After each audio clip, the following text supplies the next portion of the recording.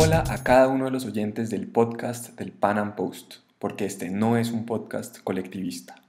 Soy Daniel Reisbeck, editor jefe del Pan Am Post, y nuestro invitado de hoy es el infatigable promotor de una idea que considero simplemente brillante: la idea de despenalizar el capitalismo. Tanto en la prensa tradicional como en los círculos liberales es común el tema de la despenalización. Sobre todo se habla de despenalizar las drogas o el aborto, posiciones que personalmente comparto. Pero hablar de despenalizar el capitalismo y el libre mercado va mucho más allá, porque en distintos países los políticos, funcionarios y burócratas se han encargado de frenar el capitalismo, efectivamente penalizándolo con más vehemencia cada día.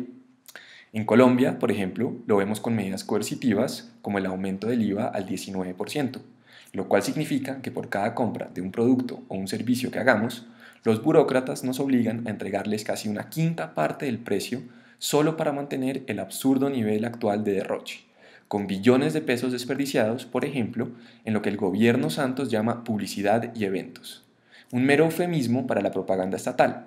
En otras palabras, debemos permitir que quienes controlan el Estado nos saqueen los bolsillos para que luego intenten lavar nuestros cerebros. Y ni siquiera hacen eso bien, como quedó demostrado el pasado 2 de octubre.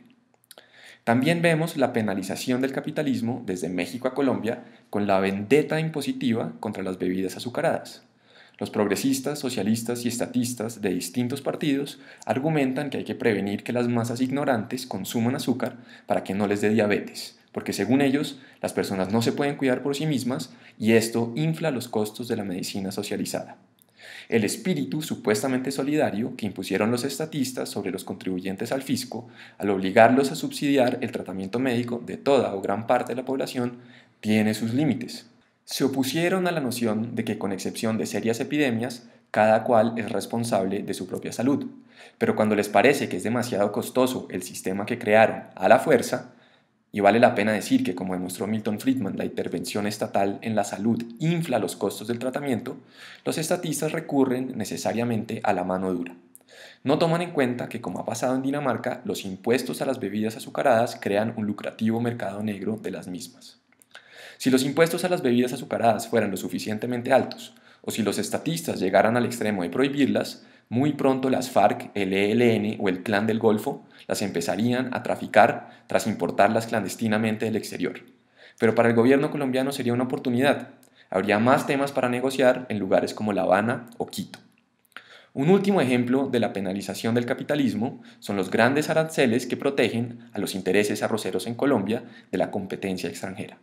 Según un estudio de Fedesarrollo, si se eliminara la brecha de 60% que existe actualmente entre el precio nacional y los precios internacionales del arroz, más de 1.200.000 personas saldrían de la pobreza y más de 450.000 personas de la indigencia o pobreza extrema. Pero para los políticos colombianos resulta más importante proteger los privilegios de grandes terratenientes nacionales que reducir drásticamente el costo de un alimento básico para la mayoría de colombianos. Y para lograrlo deben necesariamente penalizar el capitalismo y el libre comercio. Sin más preámbulos, los dejo con nuestra conversación con Alberto Mansueti, promotor de despenalizar el capitalismo y defensor de las 5 reformas liberales, las cuales él nos explica detalladamente en el podcast. Alberto Mansueti es abogado, licenciado en Ciencias Políticas y maestro bíblico cristiano. Nació y creció en Argentina y ha sido profesor en universidades de Perú, Guatemala y Venezuela, autor de varios libros. Es presidente del Centro de Liberalismo Clásico para América Latina y secretario ejecutivo del Foro de Cochabamba. Lo pueden seguir en Twitter bajo @mansuetialberto.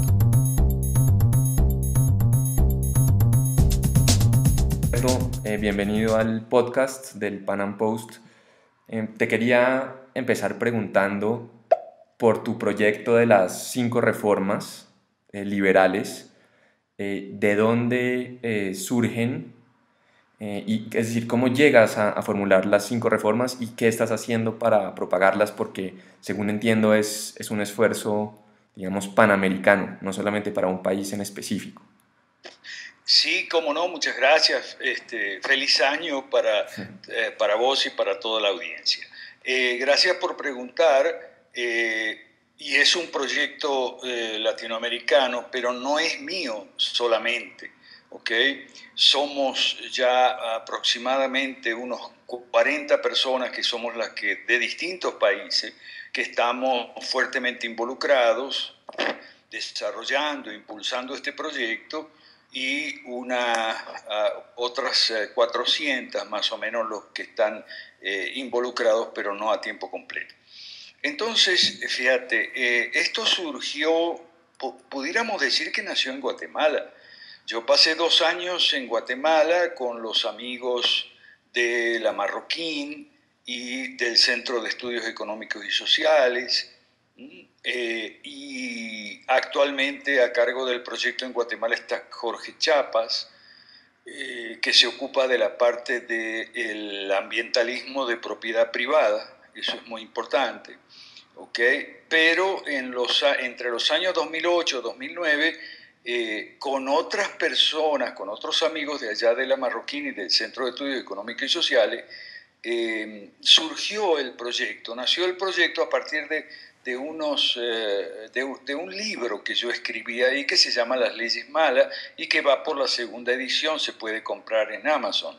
Ese libro tiene un capítulo que se llama Las 5 Reformas y con ayuda de toda aquella gente, me acuerdo que nos reuníamos los lunes a almorzar, era todo un cruce de ideas, un choque de ideas muy fructífero del cual nació el proyecto Las 5 Reformas. Entonces me estabas comentando acerca digamos, del origen del movimiento de las 5 reformas, pero ¿qué son exactamente las 5 reformas y qué están buscando lograr concretamente? Ok, lo que estamos buscando, bueno, primero saludo y feliz año para vos y para la gente de la audiencia de Panam Post. Ok, el movimiento de las 5 reformas, lo que estamos buscando es, en palabras reducidas, en pocas palabras, la rehabilitación moral, política y legal del capitalismo, el capitalismo liberal, que es el capitalismo para todos en América Latina. Ese es nuestro objetivo. Es ambicioso, lo reconocemos, pero hemos crecido mucho el año pasado. Desde marzo del año pasado, 2006, que hicimos la reunión en Chile, la primera reunión en Chile, en Santiago, hasta ahora que nos estamos preparando para la segunda, que va a ser en Lima, también en marzo, el 19 de marzo, que es el aniversario de la Constitución de Cádiz de 1812, ¿okay? Hemos crecido bastante, tenemos presencia firme, sólida, en por lo menos 4 o 5 de nuestros países, principalmente México, Guatemala, Venezuela, Perú y Bolivia. ¿Okay? Esos son los países donde estamos fuertes, tenemos núcleos, tenemos células, tenemos un método de trabajo que se llama la incubadora, que se puede ver en nuestra página web foroliberaldeamericalatina.org, junto con otros documentos que explican, aclaran qué cosas son las 5 reformas y la gran devolución. ¿Me explico? Sí. Y digamos, para nuestra audiencia que tal vez no haya visitado aún la página, ¿nos podrías dar un resumen de esas 5 reformas? Sí, como no, con mucho gusto. Las 5 reformas son en las 5 áreas claves de la vida humana y social, cívica, que nosotros hemos sacado de las encuestas, porque son 5 series de reformas, en realidad 5 series de soluciones para los problemas que en las encuestas se señala, la población señala, como los más graves, los que más afectan su vida personal. Y son problemas de orden gubernativo político, podemos decir así. Es decir, insuficiencia o carencia de mínimamente seguridad, justicia y obras públicas de infraestructura. Entonces, el corazón de nuestra primera reforma, número 1, que es la reforma política, es volver a poner al Estado en su lugar, que es donde debe estar, y quitarlo de donde no debe estar y estorba. ¿Okay? Y donde debe estar es a cargo de sus 3 funciones propias, que son, como digo, seguridad, justicia y obras públicas de infraestructura. Ese es el corazón, digamos, de la número 1. Ahora, También en la reforma política, número uno, no solamente es de los gobiernos, y esto incluye los gobiernos locales, municipales y subnacionales, entonces eso implica poner al Estado otra vez de cabeza para arriba, o sea, lo más importante es el nivel municipal y local, y el nivel, digamos, central es segundo en orden de importancia.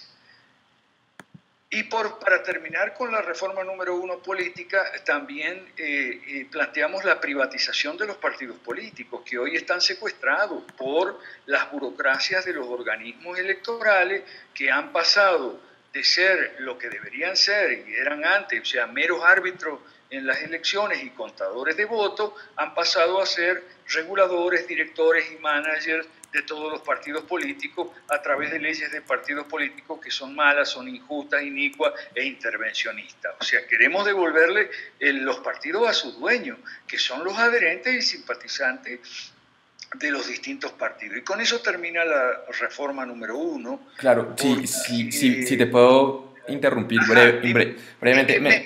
me gustaría resumir las otras, porque las respuestas a las objeciones seguramente están en las otras. Bueno. Esta reforma, que incluye también el impuesto de las 3U, el impuesto único, universal y uniforme, esta reforma se complementa con la número 2, que es en la economía. Economía significa privatizar y desregular la economía y también regresar al patrón oro. Esa es la número 2. La número 3 es la reforma educativa, la 4 atención médica y las 5 jubilaciones y pensiones, que llamamos las 3 reformas sociales, 3, 4 y 5, y que se manejan bajo el mismo esquema. Devolver a la persona su derecho a elegir libremente entre escuelas, centros educativos y también centros médicos y cajas de jubilaciones y pensiones, pero eso del lado de la demanda, con bonos para los más pobres transitoriamente, y del lado de la oferta, empoderamiento, es decir, entrega de los institutos educativos, médicos y de previsión que hoy están en manos del Estado a sus operadores naturales, que son los maestros y profesores en el caso de la educación, los médicos, enfermeras, paramédicos en el caso de la salud y los administradores, actuarios, gerentes y usuarios también en el caso de las cajas de jubilación y pensión. Esas son las 5 reformas.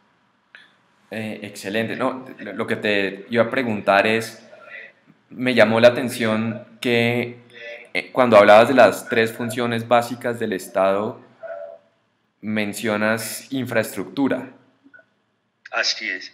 Yo pensaba que ibas a decir algo así como libertad, vida y propiedad.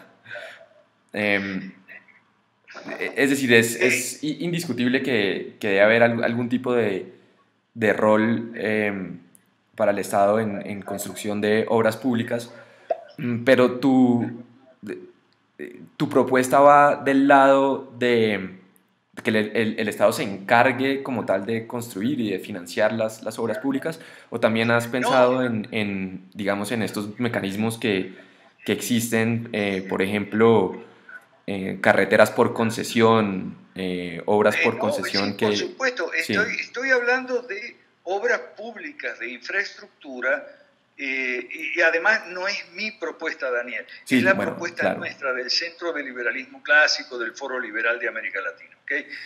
No es mía, ya no es mía. Entonces, en la tercera función propia del Estado, nosotros no hablamos de funciones básicas, porque por ahí se cuela la gente a decirte, bueno, pero la educación también es básica. No, no, no. Nosotros hablamos de funciones propias del Estado y sí tiene que ver con la tríada lockeana de vida, libertad y propiedad, ¿no? Y cuando hablamos de infraestructura, hablamos de caminos, carreteras, que por supuesto, incluso bajo el sistema de hoy, bajo el sistema estatista de hoy, no es el Estado, son las empresas privadas las que lo hacen bajo figuras legales de concesión, que puede ser con peajes también, aún bajo el sistema actual. Así que eso no cambiaría mucho en nuestro sistema. Lo que cambiaría enormemente en nuestro sistema es que tendríamos un gobierno o unos gobiernos mucho más pequeños, más chicos, más ágiles, menos burocráticos y más transparentes y por tanto controlables. No puede haber transparencia ni control ciudadano cívico de ninguna clase de un elefante mastodóntico, monstruoso, que supuestamente está a cargo de no solo de la seguridad, justicia y obra pública, sino también de la educación, la salud, y eso incluye la cultura y el deporte y el arte y la ciencia y la tecnología y bla, bla, bla, bla.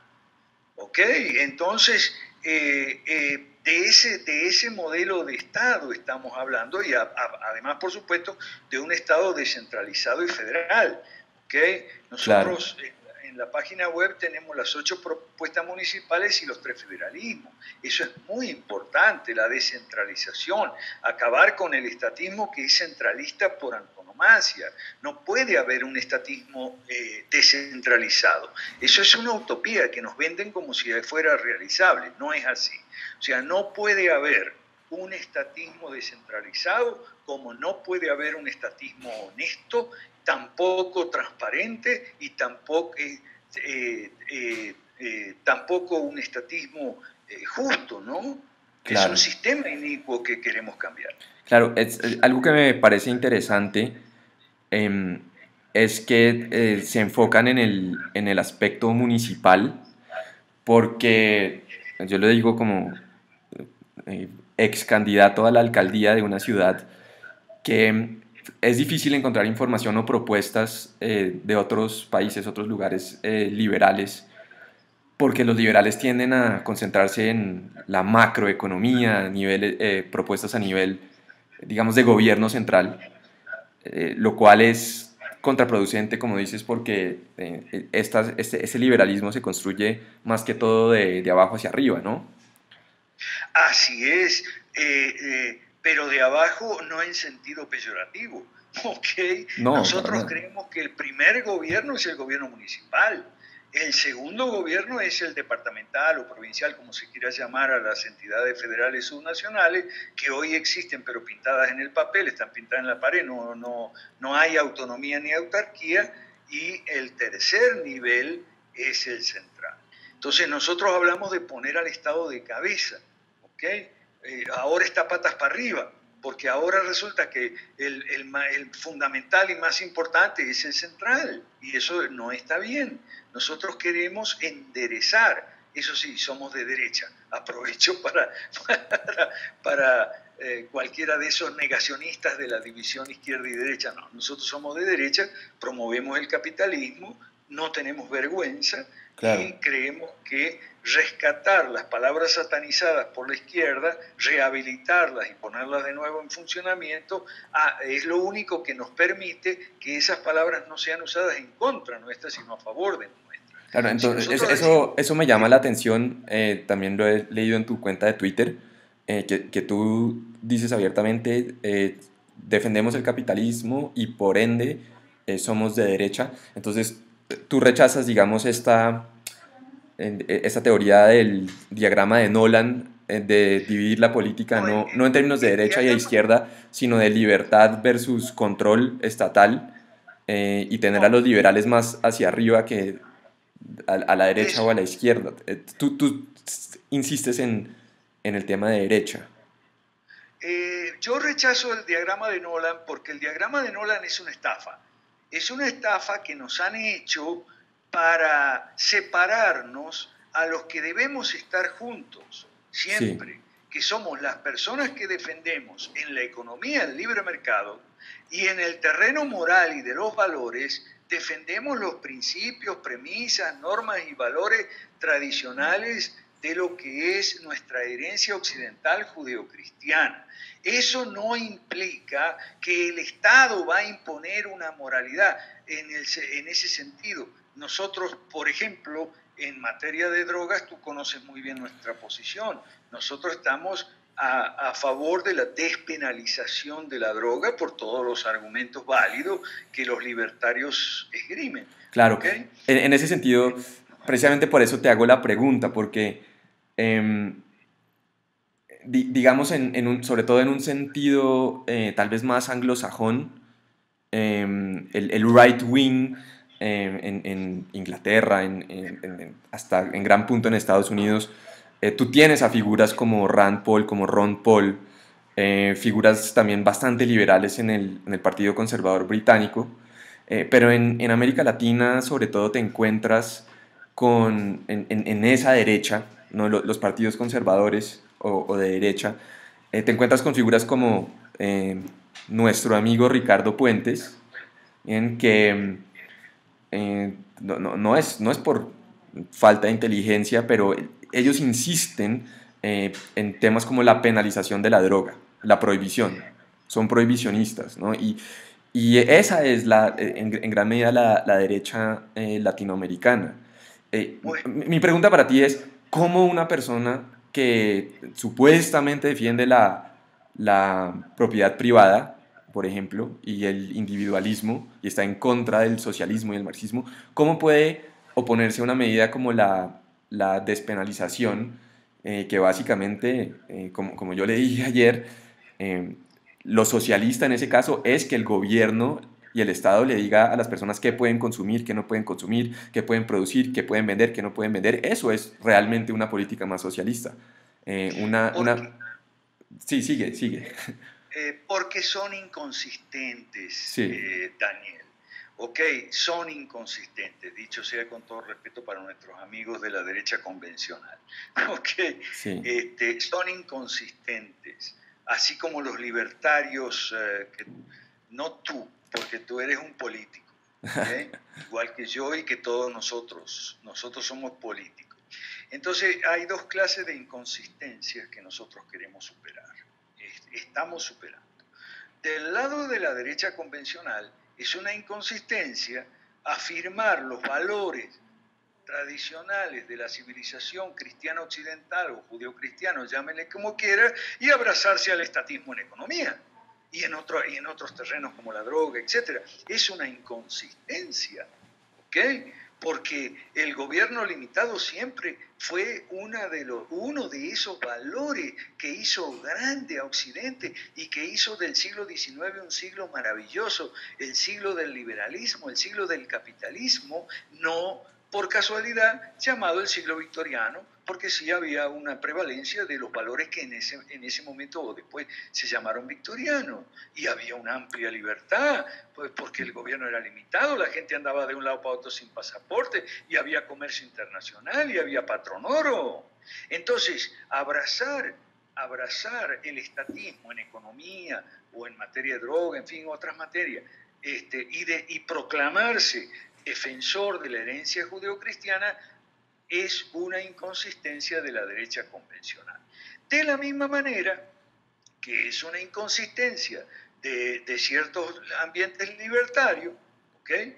Declararse partidarios de la libertad económica y el libre mercado y tal y qué sé yo, pero no entender que el libre mercado y la idea de gobierno limitado va estrechamente unida y siempre ha ido estrechamente unida a una defensa de los valores tradicionales que incluyen el matrimonio normal y la familia normal, y eso los libertarios, por lo menos no tú, pero los que ya sabemos, parece que entienden, y Claro. es una inconsistencia, Pues es la otra inconsistencia.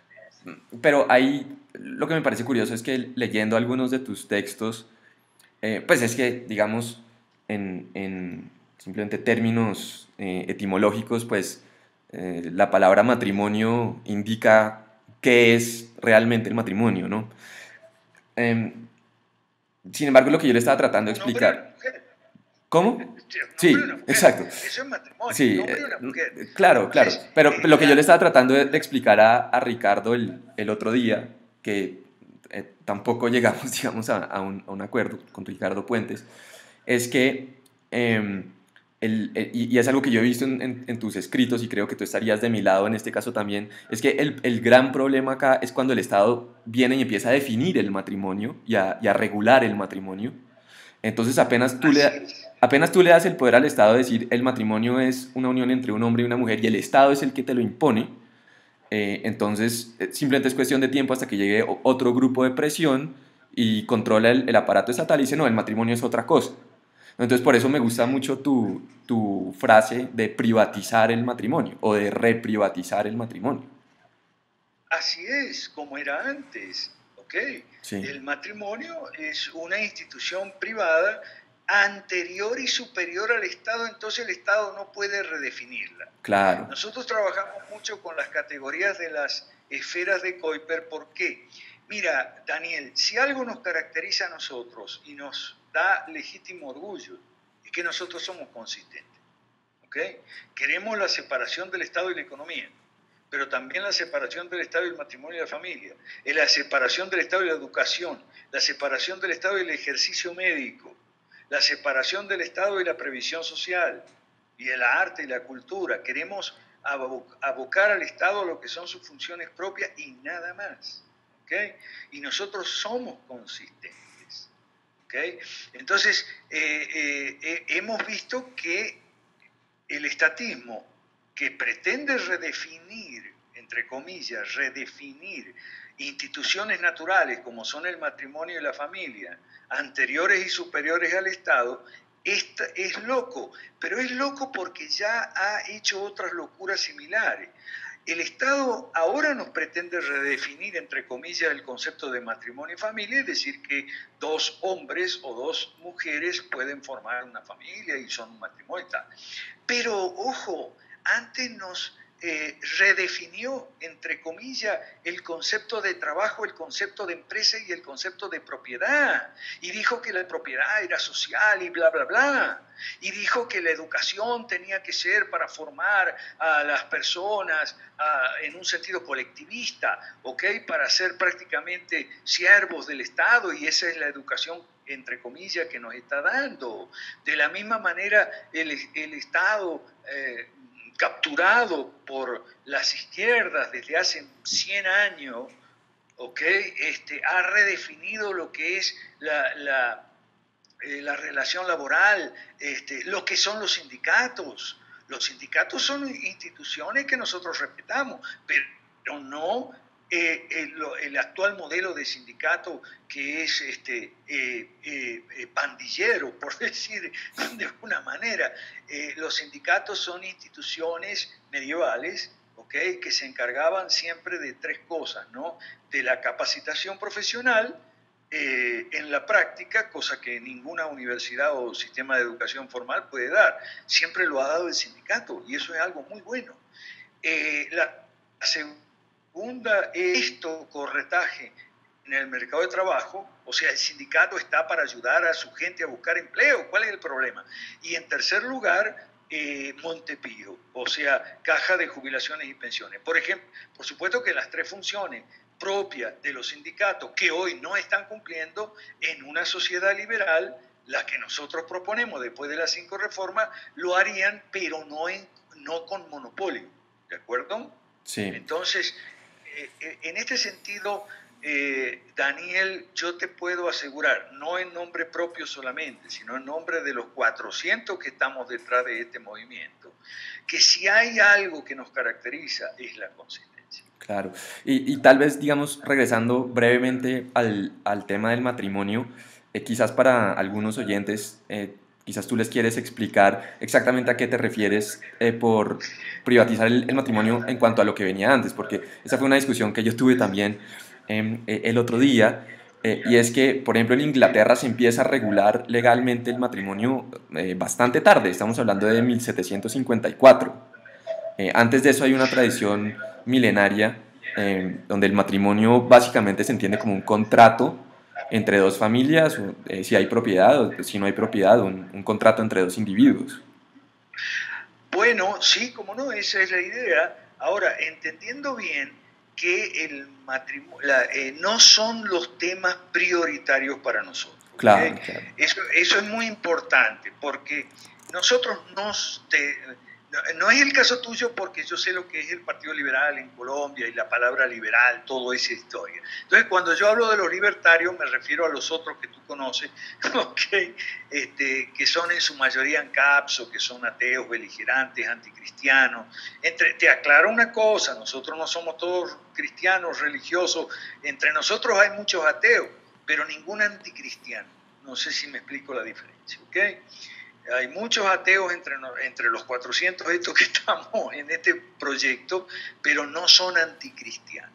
Entonces, ¿qué pasa con el matrimonio? No es para nosotros un tema prioritario.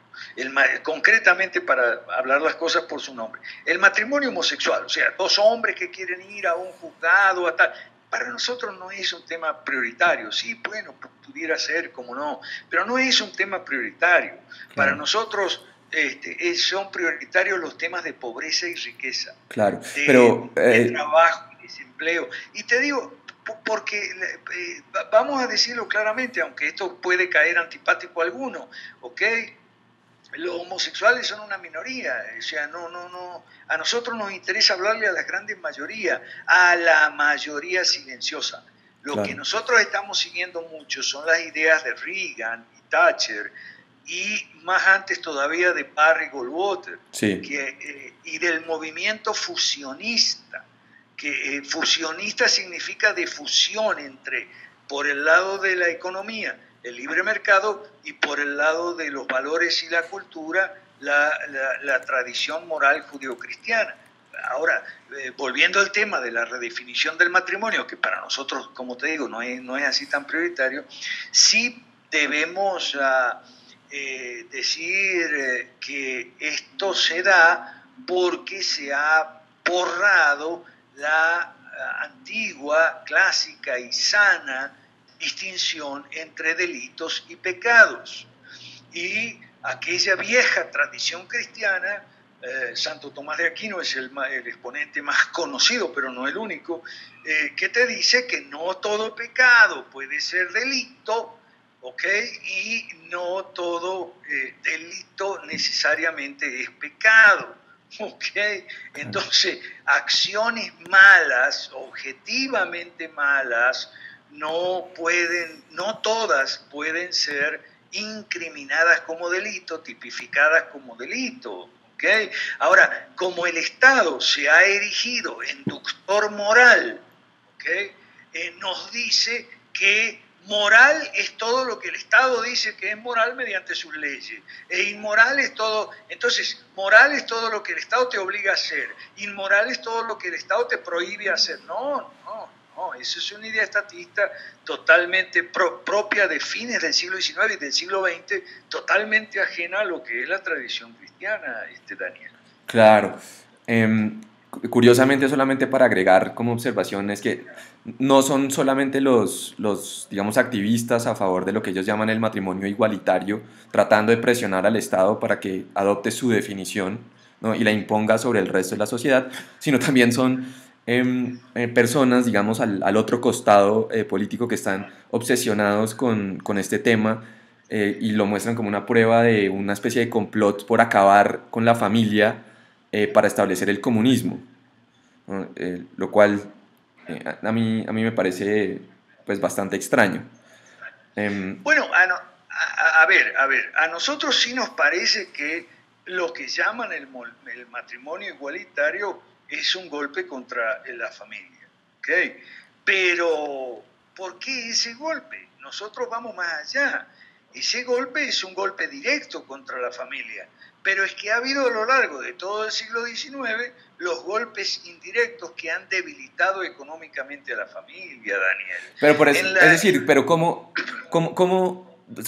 quisiera que me explicaras cómo exactamente es un golpe a la familia, o tal vez si se adopta la medida que tú estás sugiriendo, que ustedes están sugiriendo de privatizar el matrimonio, pues simplemente, si es simplemente un contrato, como lo era en el derecho romano, por ejemplo, pues entonces el contrato se puede hacer de la manera que quieran las partes, ¿no? Y eso no va a prevenir que se forme la familia porque la familia es una institución espontánea y como tú dijiste, anterior y superior al Estado.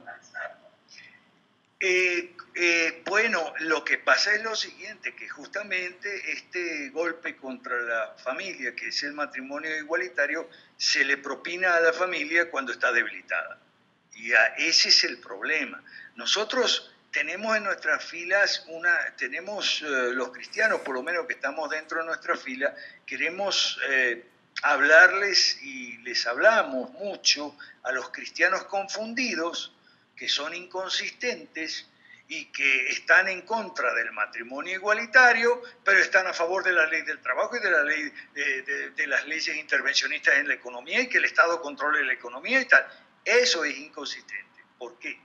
Porque el control de la economía por parte del Estado debilita a la familia porque nos empobrece a todos y nos imposibilita a las familias, por ejemplo, tener muchos hijos, como era en tiempos victorianos. Pero yo diría que es un golpe mucho más fuerte a las familias, por ejemplo, los impuestos, eh, que simplemente permitir que otras personas formen unas uniones como ellos quieran formarlo. Pero ese es simplemente mi punto de Sí, vista. sí es un golpe muy fuerte, porque, ¿por qué? Porque nosotros pensamos que el matrimonio, digamos un contrato nupcial o como le quieras llamar, entre dos hombres o entre dos mujeres, no sería tan lesivo a lo que es la familia si pudiéramos tener, como en tiempos victorianos, libertades económicas y laborales y educativas y del ejercicio médico y del tratamiento de las enfermedades suficiente como para tener las familias una base, un piso económico, ¿ok? Una estructura económica, como diría Carlos Marx, que de esto sabía mucho, ¿ok? Porque él estaba en contra de la propiedad privada y en contra de la familia también, igual que Engels, ¿ok? Sí. Entonces, bueno, sí, la cuestión, o sea, el homosexualismo sería una cosa extravagante, digamos, pero el problema es cómo te lo quieren imponer ahora con una familia debilitada que, como te digo, no puede tener muchos hijos. Ahí es donde conecta, porque eso sí, nosotros somos de nuestro lado consistentes, pero también vemos que hay una consistencia perversa entre lo que es el marxismo económico y el marxismo cultural. Uno debilita a la familia por el lado de la economía, el otro debilita a la familia por el lado de las instituciones y los valores. ¿Entendés? O sea, en ese sentido nosotros somos liberales clásicos consistentes. Y si nos quieres llamar conservadores, sí, pero al estilo victoriano, al estilo anglosajón, no sé, sí, somos en ese sentido, somos conservadores. Queremos una sociedad rica, con libertades suficientes, con garantías para la propiedad privada, para la empresa privada, suficientes para crear riqueza y empleo. Y queremos trabajar menos. Hoy estaba revisando unos documentos que vamos a preparar para marzo. 19 de marzo nos vamos a encontrar en Lima. Te invitamos a vos, Daniel, a toda tu gente, a todos tus amigos, que puedas acompañarnos. Nosotros queremos trabajar menos. Estábamos revisando documentos. Hoy nos condenan a una jornada de trabajo muy extensa y muy improductiva, porque por un lado nos quitan el fruto de nuestro esfuerzo con impuestos elevadísimos, una cantidad enorme de impuestos elevadísimos, y eso sin contar la inflación y demás, ¿no? Bueno, Sí. y por otro lado nos impiden trabajar con una cantidad de regulaciones absurdas, nos impiden crear riqueza, nos están empobreciendo, nos están esclavizando. ¿Okay? Y todo esto, mucho cristiano confundido viene y te dice, ah, no, pero si el trabajo duro no forma parte de la ética del protestante del trabajo, ¿no dijo eso Max Weber? Sí, dijo eso Max Weber y forma parte del el trabajo duro de la ética protestante del trabajo. Pero no es solo duro, porque el burro trabaja duro y el buey y el esclavo también trabaja duro. Claro. Es un trabajo duro productivo y con derecho a conservar íntegro el producto de ese trabajo, de ese esfuerzo, ¿okay? Que no te obligue a dedicar 18, 20 horas al día descuidando la familia, descuidando otras actividades, recreación sana, en fin, mil cosas, educación, etcétera, que tú podrías hacer si para comprar un par de zapatos, y ahí vamos a las estadísticas, si para comprar un par de zapatos tú no necesitaras el doble o el triple de horas de trabajo de lo que necesita un ciudadano o un trabajador de una economía desarrollada o emergente para comprar el mismo par de zapatos.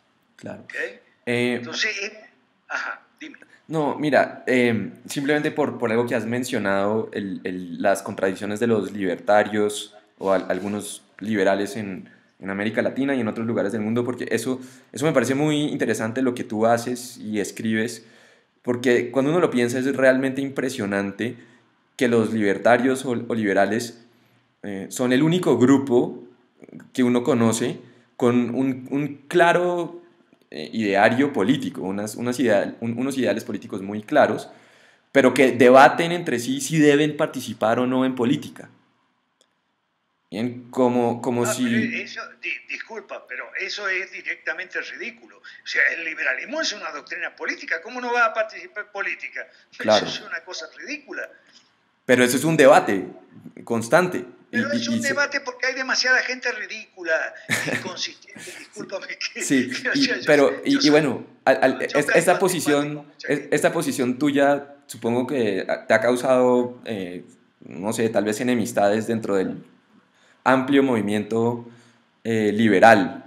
Y tú eres crítico, porque muchas de las cosas que tú dices, sobre todo recientemente, lo que estabas diciendo, pues se nota la influencia, o por lo menos hay alguna armonía con el pensamiento de Hayek, que nos están esclavizando con más y más impuestos de una manera lenta, pero seguimos dirigidos en el camino a la servidumbre. Sin embargo, Hayek tenía esa teoría de que los liberales no deberían participar en política, sino tratar de influenciar a los intelectuales, ¿no? Por medio de think tanks y artículos y ese tipo de Pero cosas. es que Hayek Sí. se equivocó en ese Sí, punto. yo estoy de acuerdo ¿Ok? contigo, yo estoy de acuerdo contigo.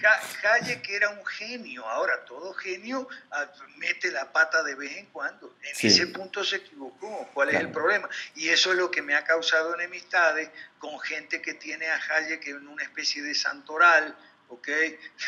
Sí, Porque hay muchas instituciones liberales yo me acuerdo, fíjate lo que hacen en las redes sociales.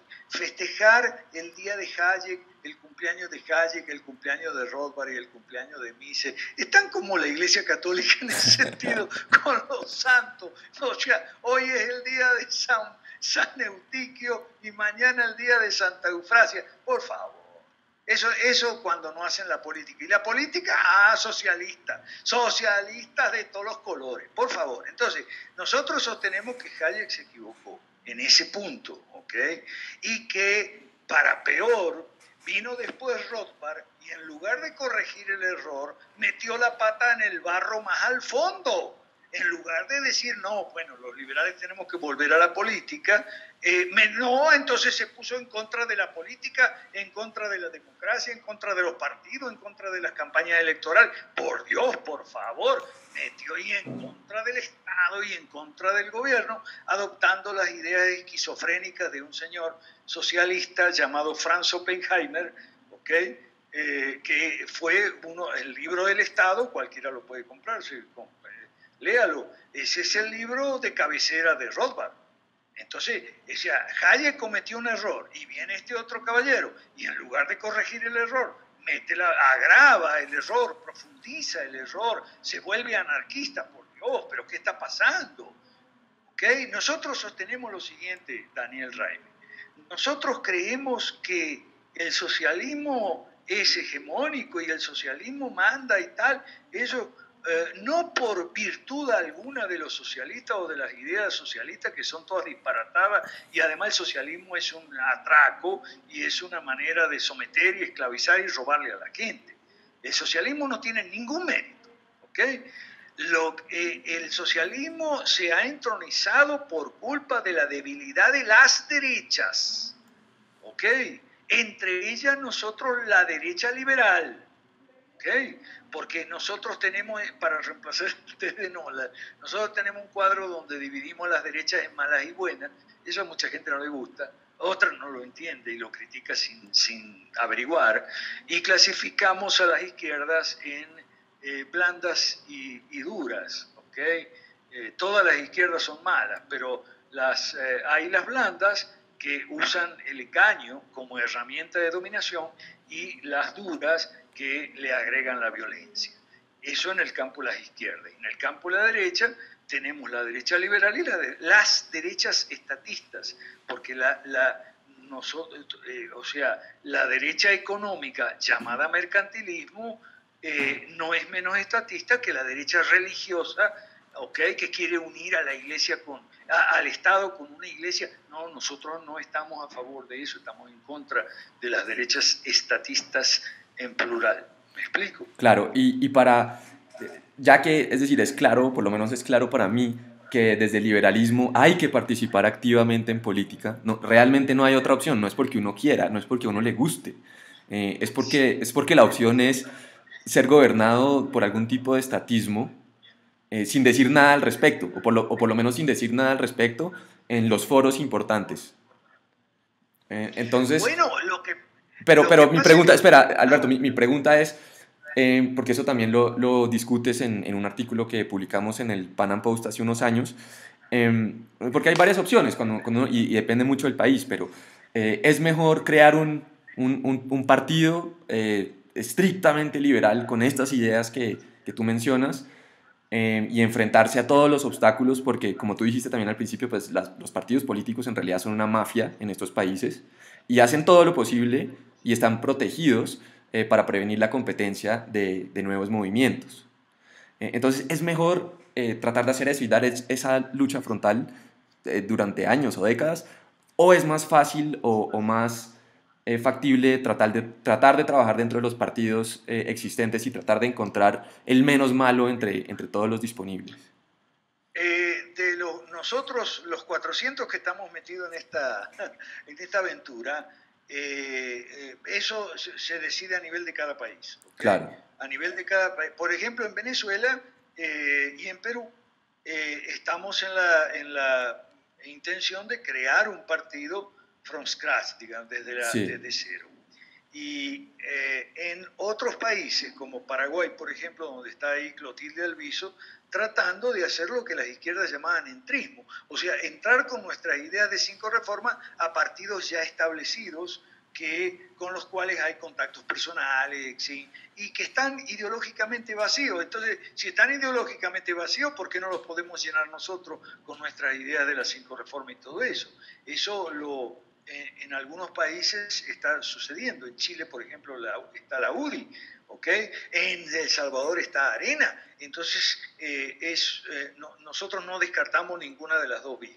Ahora, cualquiera de las dos vías es alternativa dependiendo de la situación de cada país. Pero eso sí, nosotros respetamos a académicos brillantes como Huerta de Soto, por ejemplo, bueno, él no quiere ser candidato, él no quiere hacer política, ¿ok? Porque es un profesor Claro.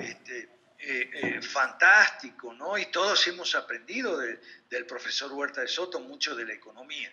Entonces, respetamos, porque eso es una cuestión de vocación personal. Bueno, claro, pero es que una cosa es decir, yo no quiero participar en política por tales razones, y otra cosa es decir, los liberales no deben o no pueden participar en política. Ahí está. Ese es el problema. Sí. Todo esto nació, toda esta confusión de Hayek nació con aquella famosa consulta de Sir Anthony Fisher, que quería ser diputado, y Hayek le dijo que no. Bueno, no Hayek, disculpa, si tú no quieres ser diputado, Hayek, porque a ti no te gusta hacer campaña electoral, ensuciarte los zapatos, despeinarte, ok, macanudo, no hay problema, pero por favor, no desalientes al otro que quiere entrar en la pelea, quiere ensuciarse los zapatos, quiere despeinarse, quiere ser diputado. ¿Cuál es el problema? No, el problema, el error de Hayek es porque él tenía en mente, y él lo dice además, él tenía en mente las ideas socialistas y la sociedad fabiana. ¿Okay? Él pensó, es que él conocía mal Inglaterra, esa es la realidad. Hayek siempre fue un europeo continental, nunca terminó de entender las instituciones británicas, nunca terminó de entender lo que era el Partido Laborista, lo que eran las trade unions y lo que era la Fabian Society. Entonces, ahí fue donde metió la pata. ¿Me explico? Sí. Porque la Fabian Society hacía las ideas y tal, pero no se quedaba en las ideas. La Fabian Society estimulaba 2 brazos políticos importantísimos, el Labour Party y los trade unions, o sea, los sindicatos y el Partido Laborista. Yo no sé si vos sabías, pero primitivamente, yo lo aprendí hace poco, así que yo no lo sabía, pero primitivamente el Partido Laborista era un partido de sindicatos. Vos no podías ir y afiliarte al Partido Laborista porque tenías que afiliarte al sindicato Pues obrero eso lo y dice, el eso lo dice sindicato. el nombre, ¿no? Sí, el sindicato se afiliaba al Partido Laborista, entonces tú eras laborista, porque tu sindicato estaba afiliado al Partido Laborista, que era un partido de sindicatos. ¿Okay? Entonces, era una manera laborista de hacer política. ¿Okay? Y entonces, la Fabian Society, la Sociedad Fabiana, fue la que impulsó, estimuló y le dio trasfondo ideológico y suministro y munición ideológica a esa forma laborista de hacer política, contraria a la forma más tradicional, digamos, del socialismo continental europeo, principalmente los partidos socialistas de Alemania, Francia y España, y en alguna medida Italia también, ¿okay? Que eran partidos de individuos, no eran trade unionistas. ¿Okay? Sí. Bueno, entonces Hayek se metió la pata, discúlpenme, pero metió la pata. Y claro, cuando yo digo eso, uy, me excomulgan.